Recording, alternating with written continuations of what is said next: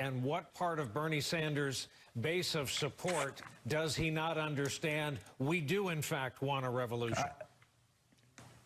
I understand that you do. You don't have a majority of the Democrats that are in on your revolution. And I'm sure that they will continue, but I think you're going to see a lot of people saying, why are we doing this? To what purpose? We want to beat Donald Trump. I mean, I travel around the country, I speak to people, and Democrats are not interested in a revolution, interested in getting this guy out of power just as fast as they possibly can. And at some point, I mean, I think that Senator Sanders he ran in 2016, but I think you're going to start seeing some backlash here. Like, come on, man, we're speaking pretty loudly and we're speaking pretty clearly here tonight, and we're voters and we want to be heard. And you can just feel it. You can feel it coming, and the dynamic is going to change. This ball is moving fast, and it's going to continue to move.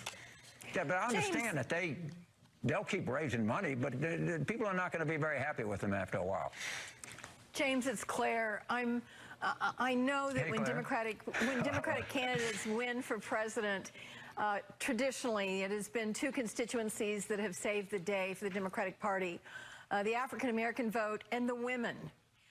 It looks like tonight that Biden is running up the margins in terms of a gender gap. Can you speak to that and what Bernie's weaknesses are as it relates to the women voters in the Democratic Party? So as you know, Senator, the reason we had tremendous African-American turnout in 2018, tremendous Democratic turnout, they had big Republican turnout. It was these women that made the difference. And Joe Cunningham in Charleston, and Colin Howard north side of Dallas, and Houston, and everywhere around the country.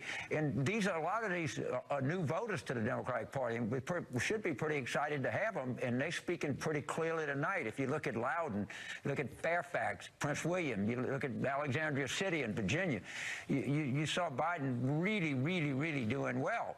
And the African Americans and these women are really important constituents in our party, and they have to be paid attention to, and their voices and their concerns and their votes have to be accounted for. And I think that's a big part of what we're seeing here, Senator Castle. Sorry, James, we had a little bit of a lapse. We're getting ready for the top of the next hour. We've got new data coming in every second. I guess I would ask who you see as the voices of maturity who would be having some of the uncomfortable talks at an uncomfortable time in the middle of a pitched battle. Well, I don't know that. I don't think that Senator Sanders, in his defense, he's never really played well with others, and I think that that's maybe part of his appeal. I think he's sort of proud of that. But I think that the feeling that his campaign has, and as they go forward, they're going to have people are saying, you know, Senator Sanders, do you really want to do this? If the goal here is to really beat Donald Trump, what you're doing is counterproductive. Look, you ran all the way through in the 2016 primaries. You had a voice in the 2020 primaries. You carried your campaign. You raised a lot of money. But our most important constituencies in our party they're just not for you. And we have to deal with that, and we got to get on to the business of November here. Now, are you going to be able to negotiate with him or anything like that? Of course not. But they live in a world like everyone else lives in a world, and they have to go forward in that world. And I'm just saying this, the world that they're going to live in after tonight is a different world than they lived in yesterday. And I think that's going to happen. Now, they don't care. And they'll go, but it's going to be a little bit different out there right now. James Carville, thank you very much for taking our questioning tonight. You're never boring. Thanks. We're coming up on 10 o'clock where we are expecting additional poll closings. We are expecting a poll closing in Utah at the top of the hour. Yes, we are. We're also That's what I was writing when he was talking. Sorry. We're also still watching, of course, a number of states that are either too early in most cases or in some cases too close to call, as is the case in Texas. But we are getting to the point of the night where we've only got a couple more states where the polls have not yet closed, Utah and California. There are a number of states that are counting their vote very, very slowly. But I think the picture continues to get more complex as the night gets late. Obviously, Biden was storming the place from the very first moments of tonight's poll closings, but as the night gets deeper, the results do get more complex and more nuanced, and I think the conversations are going to get more difficult. Joe Biden has just about carved a path from the Atlantic to the Mississippi River. If you were driving in a straight line, here we are, under 10 seconds to the top of the 10 o'clock hour Eastern time. And this marks the closing of the polls in the great state of Utah. We'll go there first, as luck would have it. And our call for Utah is that the race there is too early to call. You see the top two guys. Let's back up. North Carolina, huge victory for Biden earlier tonight at polls closing. Virginia, ditto, at polls closing. Colorado, just here in the last few minutes, really, went to Bernie Sanders. Tennessee, delayed because of the tornado from last night, went to Biden. Alabama and the Deep South went to Joe Biden. Oklahoma, where the wind comes sweeping across the plain, went to Joe Biden. Vermont went to favorite son, Bernie Sanders. American Samoa went, as it does, to the former mayor of New York, Mike Bloomberg. Texas, we have at too close to call, which is a different characterization. Massachusetts, the Commonwealth of Massachusetts, is still too early to call. Minnesota, still too early to call. Arkansas, ditto, too early to call. And the great state of Maine, too close to call at this hour. Close to calling. I know. Here's the delegates, one just tonight, 157-92, the point that Steve Kornacki correctly has been making all night. Some version of that. If you had told us 3 weeks ago, 2 weeks ago, 1 week ago, we wouldn't have believed you. We would have called authorities. And there's the delegates won thus far this season. Steve Kornacki, I see you're looking at the great state of Minnesota. Minnesota is that story we have been telling all night, and you just did. If you had polled Minnesota 2 weeks ago, I'm not sure Biden would have been getting a single delegate out of the state. Now, more than a third of the vote is in. He is leading Bernie Sanders. Basically, all the vote has come in the biggest population center in the state, Hennepin County, basically at 100% right here. This is a third of the vote on the Democratic side, probably. And look at that. Joe Biden's going to win this 35-33. Biden also is starting to get up to the iron range here. This is the biggie, Duluth and Environ. Look at that. Biden leading by 10 points up here. If you could put together the Twin Cities and the Iron Range, you're putting yourself in pretty good position there in Minnesota. Biden leading there. 2 weeks ago, might not have been getting a single delegate out of Minnesota. You're getting similar news for Biden. I got to go across the country slowly here. Here you go, Massachusetts. Look at this. More than a fifth of the vote is in Elizabeth Warren's home state, and Joe Biden continues to lead here. The margin is 8. We're starting to get results in from Boston, the big city. Joe Biden leading there as well. The picture that is coming into focus nationally here, we haven't gotten to California yet, but look, Texas is close. Biden is ahead there in the returns in Minnesota. He's ahead in the returns in Massachusetts. You said Maine is too close to call. Look at that. Biden is within 9/10 of 1 point of Bernie Sanders in Maine right now. Outside of Vermont, in a close race in Texas here, this has just been brutal news for Bernie Sanders tonight because Biden's gaining delegates.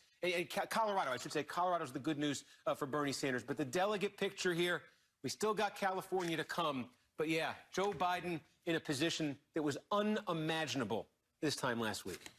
Thank you, Steve. Chris Hayes has joined our table, and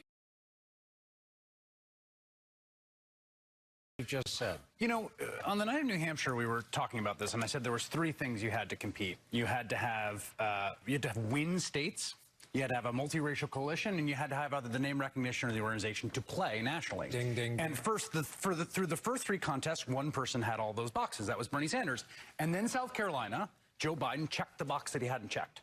He had the other two things. He had a multiracial coalition, he had the name recognition, and he had the sort of experience to play nationally. But when he won, everything changed. Award another state to Joe Biden, Arkansas, where Joe Biden is tonight the projected winner. And again, when we look at the national map, the path he has carved from the Atlantic Ocean to the west is kind of visually striking.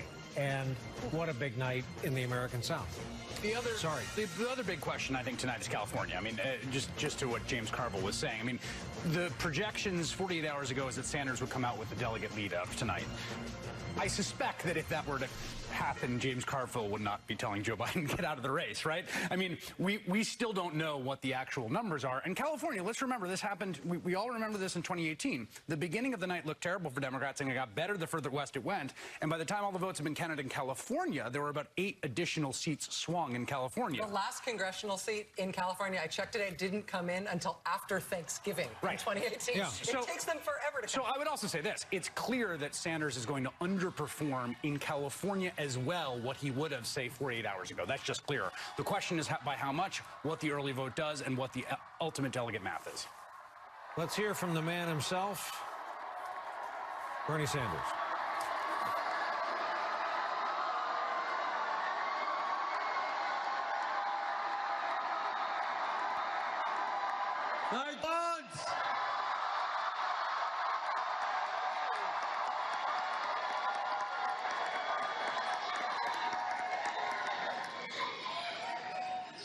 You know, it's a funny thing.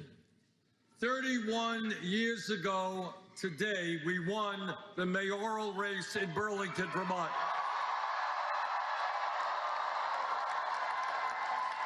And we won that race against all of the odds. Everybody said it couldn't be done. And when we began this race for the presidency, everybody said it couldn't be done. But tonight, I tell you with absolute confidence, we are going to win the Democratic nomination.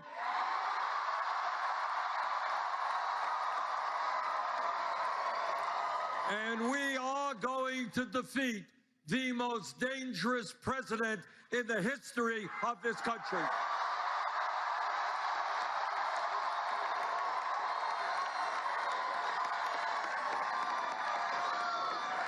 We are going to win.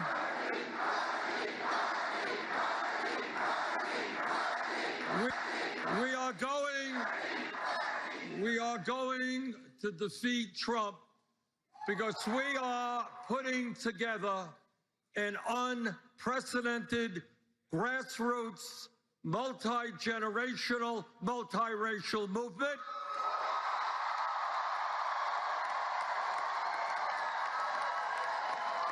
It is a movement which speaks to the working families of this country who are sick and tired of working longer hours for low wages and seeing all new income and wealth going to the top 1%.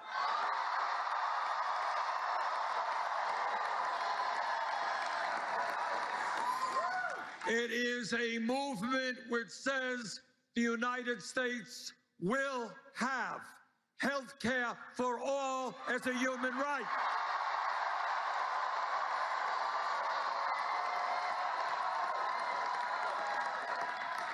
It is a movement that says we will bring major reforms in education, making sure that all of our kids can go to college without coming out in debt.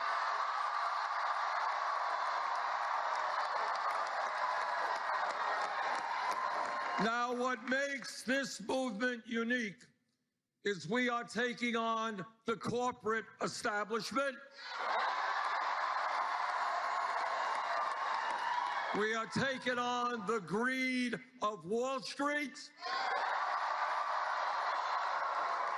the greed of the drug companies who charge us the highest prices in the world, the greed of the insurance companies, And given the existential crisis of climate change, we are saying to the fossil fuel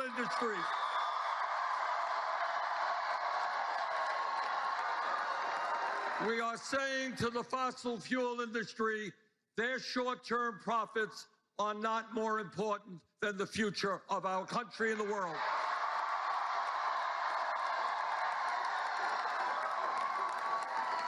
But we are not only taking on the corporate establishment, we're taking on the political establishment.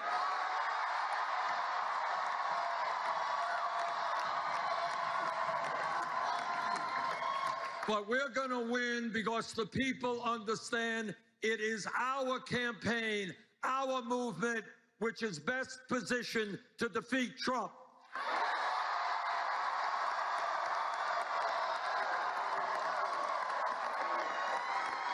You cannot beat Trump with the same old kind of politics.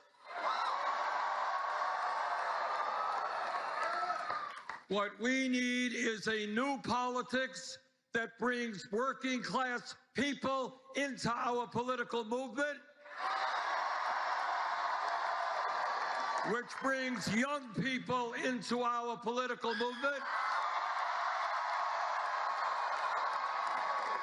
and which in November will create the highest voter turnout in American political history.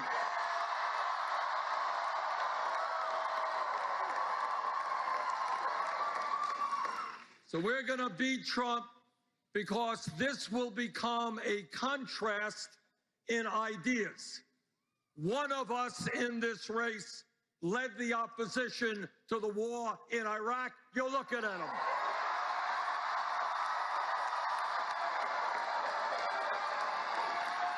Another candidate voted for the war in Iraq. One of us has spent his entire life fighting against cuts in Social Security, wanting to expand Social Security. Another candidate has been on the floor of the Senate calling for cuts to Social Security, Medicare, Medicaid, and Veterans Program. One of us led the opposition to disastrous trade agreements which cost us millions of good-paying jobs. And that's me. And another candidate voted for disastrous trade agreements. One of us stood up for consumers and said we will not support a disastrous bankruptcy bill. And another candidate represented the credit card companies and voted for that disastrous bill. So here we are. We have two major goals in front of us.